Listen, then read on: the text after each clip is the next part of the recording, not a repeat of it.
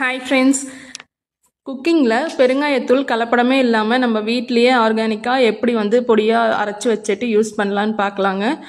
நாம் ரெகுலராக வாங்குகிற பொடியில் பார்த்திங்கன்னா கொஞ்சம் மைதா மிக்ஸ் பண்ணியிருக்குன்னு சொல்லுவாங்க. ஸோ நாமளே வீட்டில் இந்த மாதிரி அரைச்சிட்டு அதோட கலரே பார்த்திங்கன்னா உங்களுக்கு டிஃப்ரென்ஸாக தான் தெரியும். ஸோ எப்படி பண்ணுறதுன்னு பார்க்கலாம் வாங்க.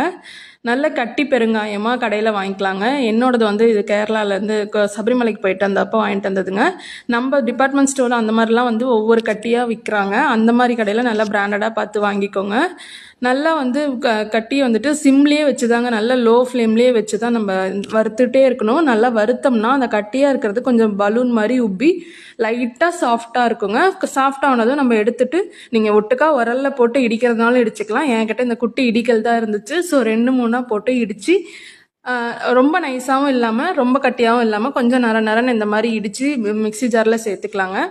மிக்ஸி ஜாரில் சேர்த்துட்டு அதை நல்லா ஃபைன் பவுடராக பேஸ்ட் பண்ணிக்கலாம். அப்படியே போட்டிங்கன்னா பிளேடு கண்டிப்பாக ஏதாவது ஆகிடுங்க. ஸோ அதுக்காக தான் இந்த மாதிரி இடித்து போடுறது. நல்லா ஃபைன் பேஸ்ட்டாக ஒரு 2-3 தடவை அரைச்சி எடுத்துக்கிட்டிங்கன்னா உங்களுக்கு வருஷ கணக்கானாலும் இந்த பொடி பார்த்திங்கன்னா உங்களுக்கு கெடவே கெடாது.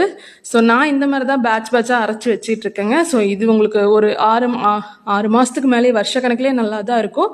நீங்களும் இந்த மாதிரி யூஸ் பண்ணி பாருங்கள். அதே மாதிரி ரெகுலராக போடுற பொடியை விட இது கொஞ்சம் கம்மியாக போட்டிங்கனாவே உங்களுக்கு நல்ல வாசமாக இருக்கும். நாம் நார்மலாக வாங்குறது நல்லா ஒயிட் கலரில் இருக்கும். இது பார்த்திங்கன்னா உங்களுக்கு இந்த மாதிரி தான் எல்லோ கலரில் தான் டேர்ன் ஆகி வரும்.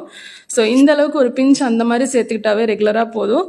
ரொம்பவே நல்லாயிருக்கும். இந்த மாதிரி நீங்களும் ட்ரை பண்ணி பார்த்தீங்கன்னா கண்டிப்பாக எப்படி இருந்துச்சு அப்படின்னு கமெண்ட்ஸில் சொல்லுங்கள். இந்த வீடியோ பிடிச்சிருந்தா லைக் பண்ணுங்கள். இந்த மாதிரி வீடியோக்கு நம்ம பேஜை ஃபாலோ பண்ணிக்கோங்க. தேங்க்யூ.